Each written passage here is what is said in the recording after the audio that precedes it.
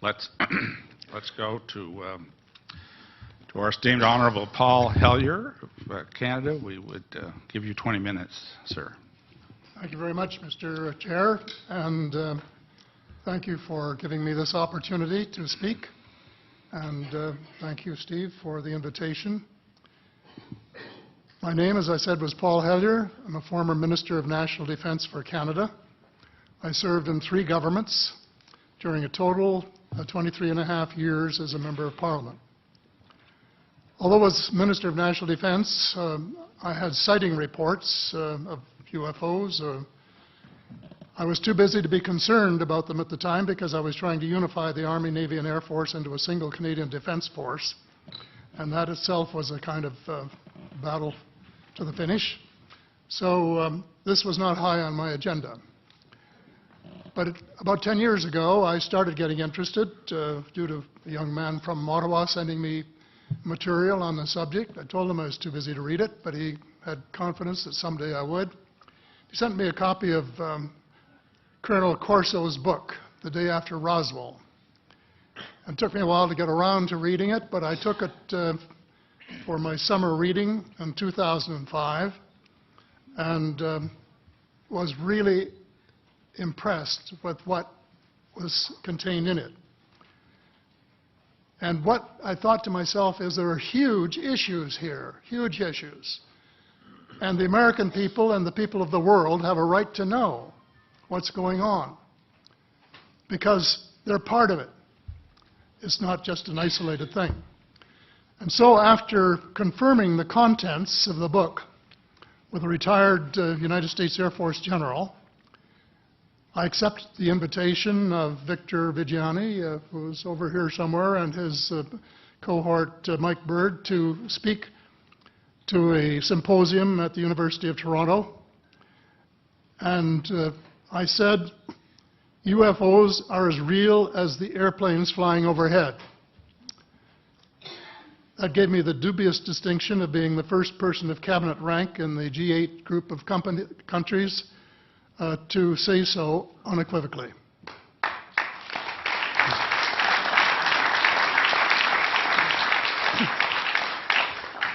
Since then, I've learned a lot from many sources, including a number of the fantastic witnesses that we have heard these last 4 days. They were so outstanding, I was just really blown away with them, the amount of information that was available. And I appreciate every single one of them. But because I'm not a ufologist, I'm a politician, there are only a few things that I want to add in that particular realm. First is that about in the 1960s sometime, there was a flotilla of UFOs headed south that crossed into NATO territory in Europe. And the Commander-in-Chief of the Supreme Allied Headquarters in Europe was naturally very shaken.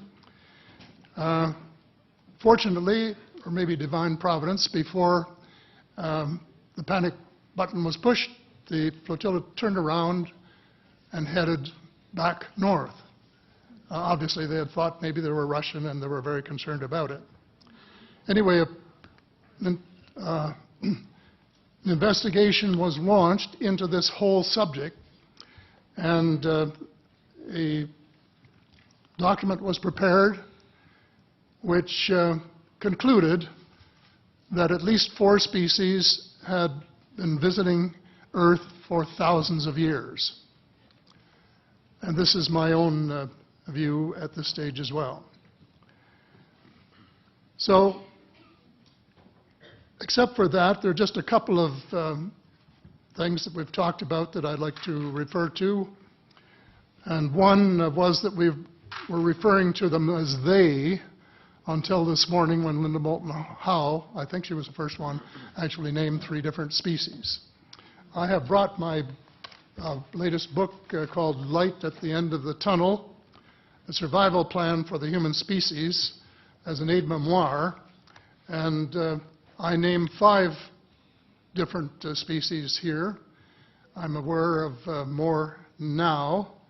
As a matter of fact, I saw a document just a few days ago that mentioned 20. And I think you, Mr. Chairman, were interested in some of the places they might come from. And I have in here Zeta Reticuli, R-E-T-I-C-U-L-I, Reticuli, the Pleiades, Orion, Andromeda, and the Altair star systems. So I don't think we can any more refer to them as they, because they're not an amorphous mass. They are different species and consequently may have different agendas. I don't think we can say that they all have the same agenda any more than we could say that the United States, China, and Russia had the same agenda. Our real interests may be very similar, but as of now, our perceived interests are still quite far apart. One more observation before I begin what I want to say, and that is that we spent quite a bit of time talking about the 66-year-old cadavers. And I was glad to have Linda this morning finally say that there are live ETs on Earth at this present time, and at least 2 of them probably working with the United States government. The other species that I learned about not too long ago was called the tall whites. And this is when Paula Harris broke the story just a few years ago. And through her good offices, I had the chance to talk for about 3 hours with former Airman Charles Hall and listen to this absolutely fascinating story of how he was working with, first of all, he was scared out of his skin, but after that, when he got to know them, how he was working with, and finally they became to trust each other and have a good working relationship with the tall whites at the gunnery range at Indian Springs in Nevada. And these tall whites were living on United States Air Force property and working in cooperation with the United States Air Force and sharing technology with them. He wrote a book, incidentally, called Millennial Hospitality. There are 4 different versions, but Paula says that Millennial Hospitality number 2 is the best. I think that's the one I read, and it's a very interesting read if you want to sort of get inside the problem of what it's like to bump into these people floating across the terrain in the desert. Well, enough on that for now. My interest is in full disclosure. And my only caveat is I think probably I would say 95 to 98% full disclosure. I know of 1 or 2 things that I'm not sure should be in the public domain, at least yet. They will be someday, I'm sure, but not maybe immediately. But just as children survive the idea of the Tooth Fairy and Santa Claus when they become adult, I think that tax-paying citizens are quite capable of accepting the new and broader reality that we live in a cosmos teeming with life of various sorts. The fact that some other civilizations are more advanced than we are may be humbling, but that could be a necessary step in our survival.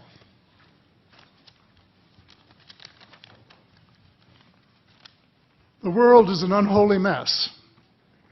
We have at best until the end of this decade. In my book, I said we have 10 years to stop global warming if we don't want it to be beyond the point of no return. 2 years has gone past since it was written, so I say we have until the end of the decade to arrest global warming.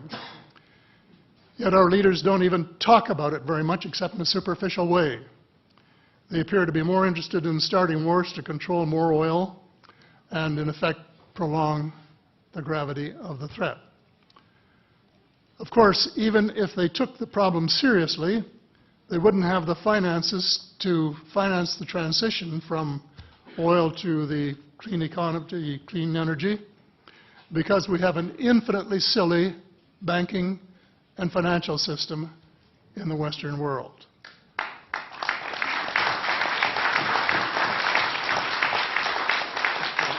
And the United States Congress, I regret to say, is partly responsible, and I'd be glad to elaborate on that later if you're interested. And finally, they need the technology for clean energy. And it exists, and it's being kept secret by the same vested interests who control our destiny. Who are these vested interests, and what are they up to? Well, Senator, you were talking about a military junta. In my opinion, that is true, but I have broadened and deepened the definition to cabal, and the cabal comprises members of the Three Sisters: the Council on Foreign Relations, the Bilderbergers, and the Trilateral Commission, the International Banking Cartel, the Oil Cartel, members of various intelligence organizations, and select members of the military junta, who together have become a shadow government of not only the United States, but of much of the Western world. The Council on Foreign Relations is the oldest of the Three Sisters, and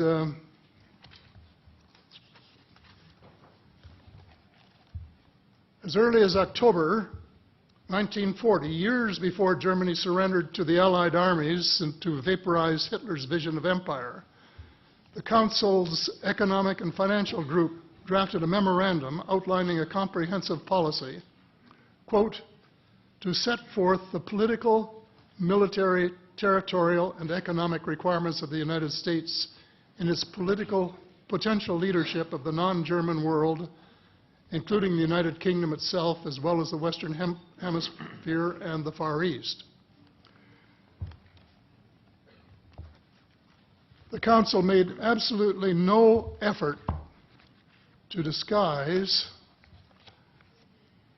where's that? Right next page, yeah. The Council made no effort to disguise the fact that the purpose of the Grand Area and later world hegemony was to support an expanding U.S. economy, to provide it with raw materials and markets for its products.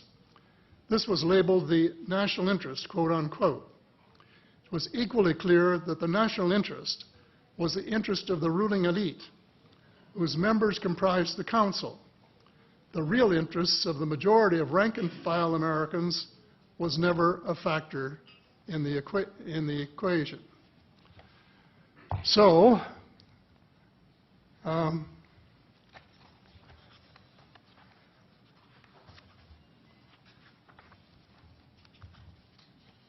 Mr. David Rockefeller, who was a member of all three of the sisters, is quoted as saying this at a meeting of the Bilderbergers in Europe. We are grateful to the Washington Post, the New York Times, Time magazine, and other great publications whose directors have attended our meetings and respected their promises of discretion for almost 40 years. It would have been impossible for us to develop our plan for the world if we had been subjected to the lights of publicity during those years. But the world is more sophisticated and prepared to march toward a world government. The supranational sovereignty of an intellectual elite and world bankers is surely preferable to the national autodetermination practiced in past centuries. He, of course, pretended he didn't say that, but the witness this is reported by Daniel Estulin, a thoroughly reliable reporter who has written the true story of the Bilderberger Group. And if you want to really get inside of what's been going on there for this long time, that's a good place to go. So anyway, you hear what Mr. Rockefeller said, and so there you have it. The aim of the game is a world government comprising members of the cabal who are elected by no one and accountable to no one. And according to Mr. Rockefeller, the plan is well advanced. Does this help you to understand why our civil rights are being taken away from us? I say us, because Canada too is included in the grand plan. A giant leap in the wrong direction followed the end of the Cold War.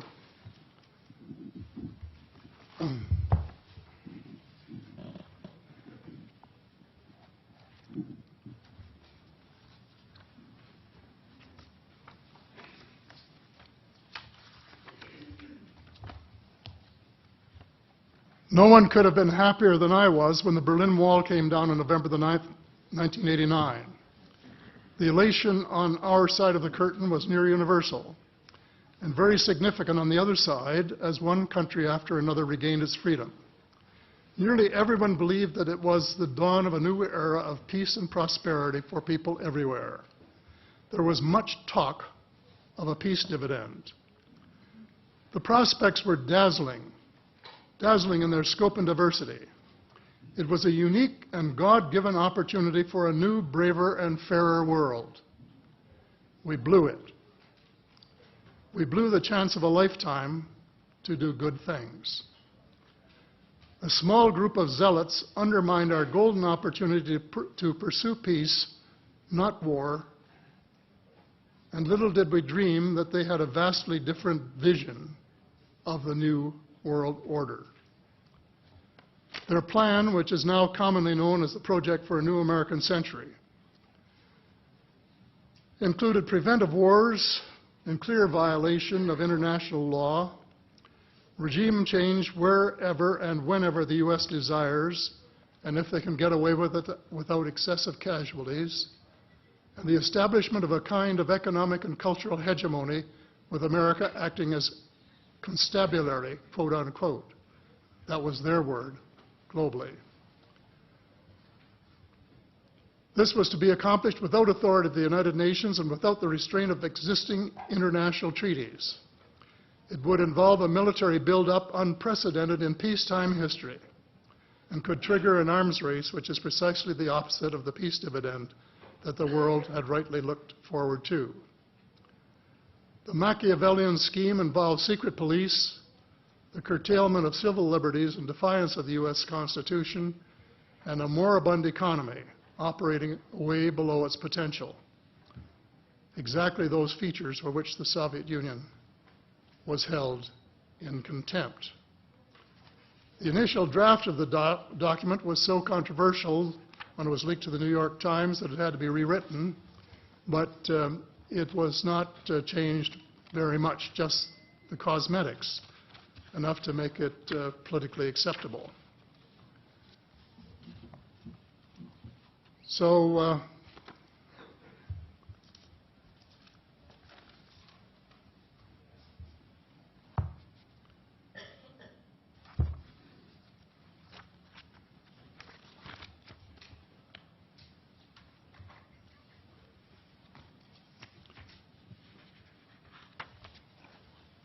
I have a few minutes here to my bearings.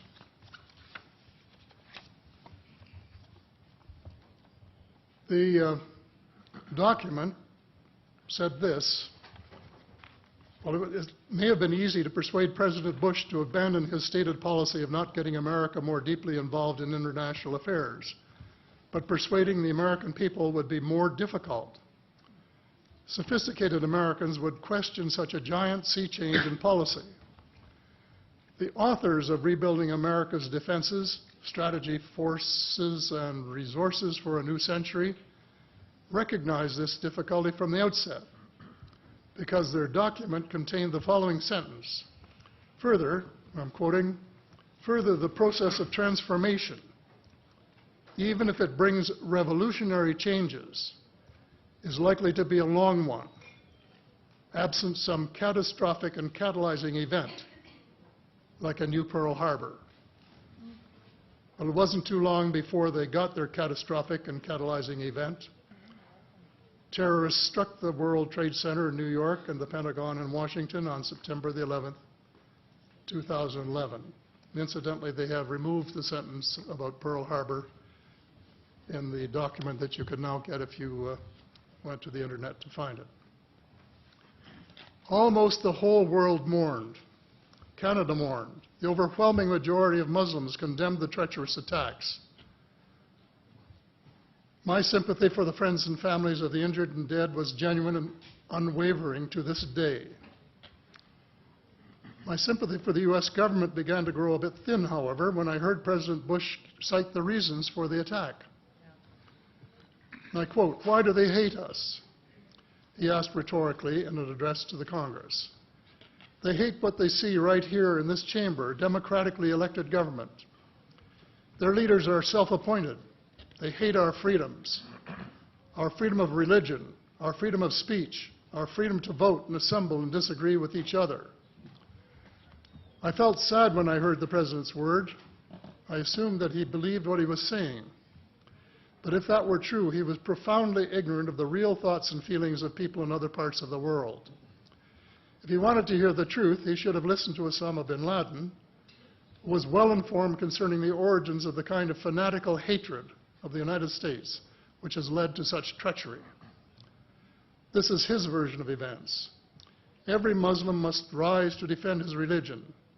The wind of faith is blowing, and the wind of change is blowing to remove evil from the peninsula of Muhammad. Peace be upon him.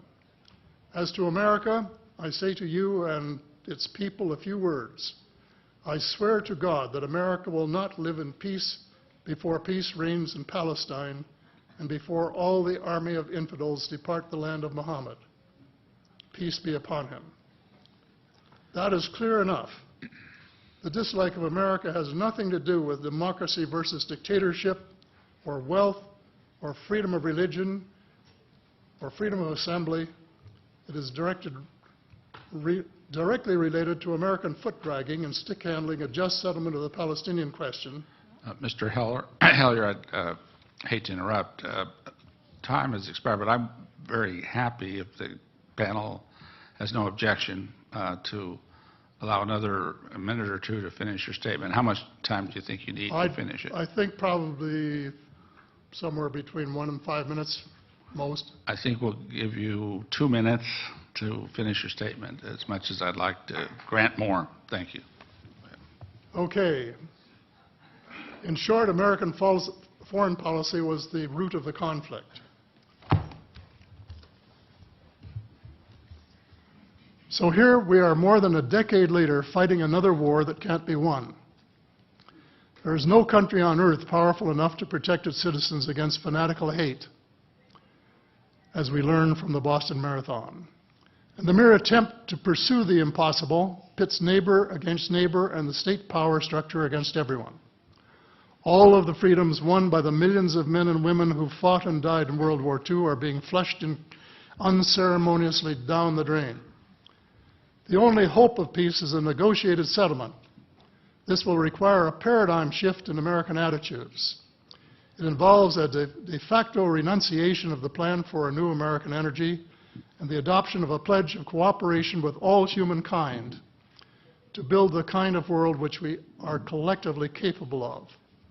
Young people everywhere need to be challenged by a noble cause. They need to be involved in arresting global warming, creating a banking system that is just and sustainable, and lead the way in the transformation to the new reality that we have to live in harmony with our celestial neighbors, as well as seeking peace on earth. In a word, we have to become spiritual beings and practice the one tenet that the world's major religions have in common, and that is the Golden Rule. In this field, too, and I just want to read one paragraph at this time, if you'll allow me, Mr. Chair. Well, we will allow that, but there's only about 30 seconds, so I hope you can conclude it with that statement. Fast. Thank you. This is from the late Dr. John Mack, an American secular Jewish psychiatrist who became a world leader in interviewing abductees, or experiencers, as he called them, came to this conclusion in a startling book, Passport to the Cosmos. Quote, although the aliens are not themselves gods, their behavior is sometimes anything but godlike. Abductees consistently report that the beings seem closer to the Godhead than we are, acting as messengers, guardian spirits, or angels, intermediaries between us and the divine source. Thank you. Thank you very much.